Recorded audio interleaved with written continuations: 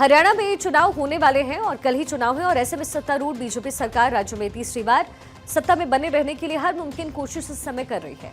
हरियाणा के ग्रामीण इलाकों में मतदाताओं तक पहुंचने, गैर जाट और दलित मतदाताओं को एकजुट करने के लिए सक्रिय रूप से काम करने के अलावा बीजेपी के अभियान को कांग्रेस में कथित अंदरूनी कलह से भी फायदा मिला है। सूबे में 5 अक्टूबर को मतदान होना है, जहां पर जातिगत समीकरण और पार्टी की अंदरूनी कलह केंद्र में है। हरियाणा में बहुकोणीय मुकाबला होने की वजह से बीजेपी को उम्मीद है कि लोकसभा में निराशाजनक प्रदर्शन के बाद वोटों का जो बंटवारा है वो उसके पक्ष में होगा। ऐसे में जरा आइए जानते हैं कि सूबे की हॉट सीट कौन कौन सी है और क्यों ये खास है। सबसे पहले बात कर लेते हैं हरियाणा के सीएम नायब सिंह सैनी की। उनकी जो सीट है लाडवा। विधानसभा चुनाव में टिकट बंटवारे से पहले ही नायब सिंह सैनी लाडवा सीट से चुनाव लड़ने के लिए बहुत ज्यादा तैयार नहीं थे, लेकिन पार्टी नेतृत्व के आदेश पर उन्हें इस सीट से चुनावी मैदान में उतरना पड़ा। नायब सिंह सैनी मुख्यमंत्री बनने के बाद करनाल की विधानसभा सीट से उपचुनाव जीते और वो करनाल से ही चुनाव लड़ना चाहते थे, लेकिन अंत समय में उन्हें लाडवा भेजा गया। हॉट सीट क्यों खास है ये भी आपको समझना चाहिए, यानी हम लाडवा के बारे में जिक्र कर रहे हैं। 2008 में अस्तित्व में आई ये जो सीट है वो सीएम नायब सिंह सैनी इस मैदान में हमेशा रहे। कांग्रेस के मेवा सिंह से उनका मुकाबला रहा। 2019 में मेवा सिंह को मिली थी जीत। यहां लगातार 2 बार कोई नहीं जीता। 2014 में बीजेपी के पवन सैनी वहां से जीते। हरियाणा विधानसभा चुनाव में सबसे हॉट सीट कुरुक्षेत्र की लाडवा सीट है। इस सीट पर प्रदेश के मुख्यमंत्री नायब सिंह सैनी चुनाव लड़ रहे हैं। बीजेपी ने चुनाव की घोषणा होने से पहले ही नायब सैनी को अपना चेहरा घोषित कर दिया था। क्या नायब सैनी लाडवा सीट बीजेपी की झोली में डाल पाएंगे? इस बात का अनुमान लगाने के लिए यहाँ पर उम्मीदवारों पर आंकलन करने के साथ साथ यहाँ पर जातीय समीकरण भी जानने जरूरी है। इस सीट पर 19% सैनी समाज के लोग हैं, तो दूसरी तरफ 16% जाट समाज के लोग हैं। किसी भी व्यक्ति की हार जीत में इन दोनों जातियों का विशेष योगदान रहता है।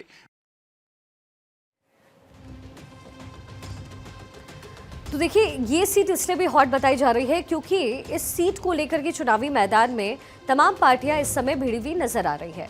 अब चूंकि कल चुनाव है और उससे पहले बीजेपी जो कि सत्तारूढ़ पार्टी है उसकी जोड़ी में क्या आने वाला है, एक बड़ा सवाल है।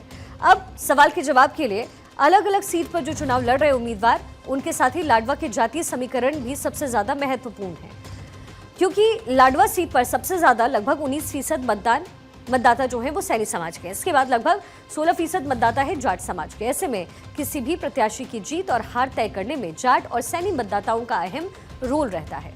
नायब सिंह सैनी के लिए पॉजिटिव फैक्टर यहाँ ये है कि लाडवा सीट कुरुक्षेत्र लोकसभा सीट का एक हिस्सा है और सैनी 2019 में कुरुक्षेत्र से ही लोकसभा का चुनाव जीते। ऐसे में क्षेत्र के मतदाताओं के लिए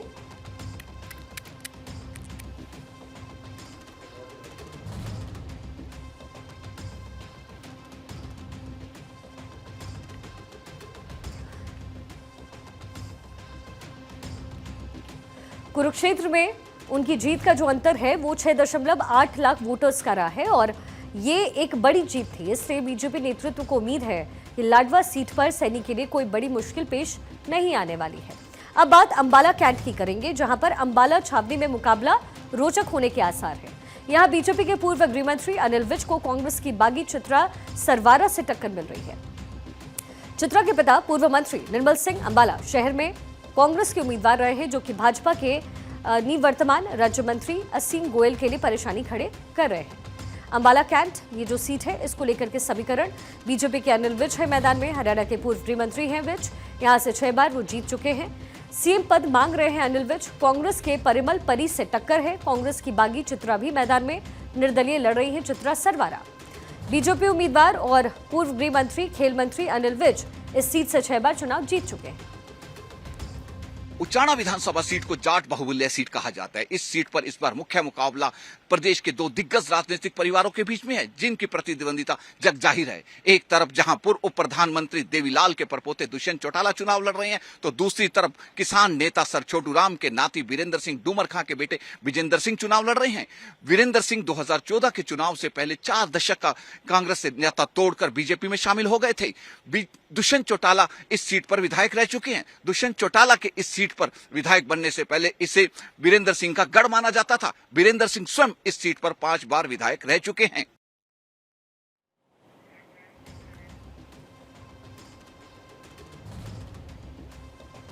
तो हरियाणा का रण इस समय पूरी तरीके से सज चुका है। कल मतदान होना है 90 सीटों पर, एक ही फेज में हरियाणा में चुनाव हो रहे हैं। अब ऐसे में जो हॉट सीट है सूबे की, उसका जिक्र हमने किया और अनिल विज चुनावी मैदान में इस बार भी हैं। और अनिल विज अपने आप को मुख्यमंत्री पद को लेकर के कई तरह के वक्तव्य दे चुके हैं।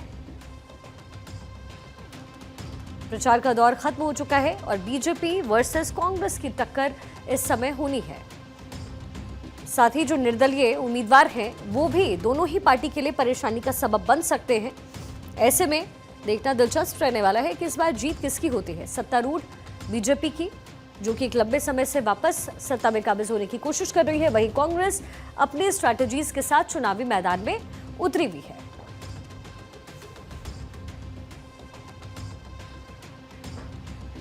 और अब बात करते हैं जुलाना सीट की। हार जीत के हिसाब से राज्य की हर सीट महत्वपूर्ण होती है, लेकिन प्रदेश में 1.5 दर्जन विधानसभा सीटें ऐसी हैं जिन्हें चर्चित और हॉट सीट कहते हैं।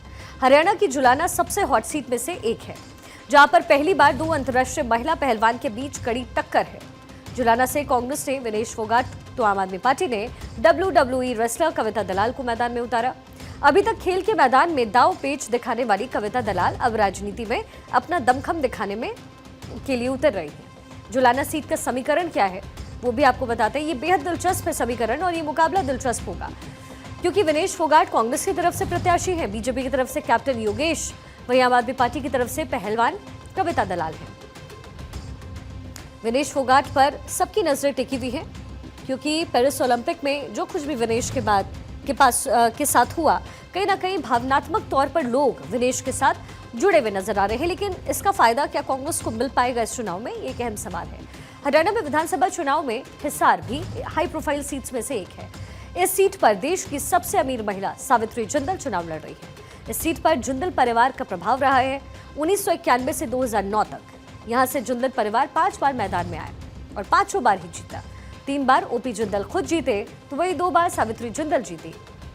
अब इस चुनाव में सावित्री के सामने 2 बार के विधायक डॉक्टर कमल गुप्ता भाजपा के प्रत्याशी हैं, तो 2019 में यहां से हारे रामनिवास राणा कांग्रेस का चेहरा है।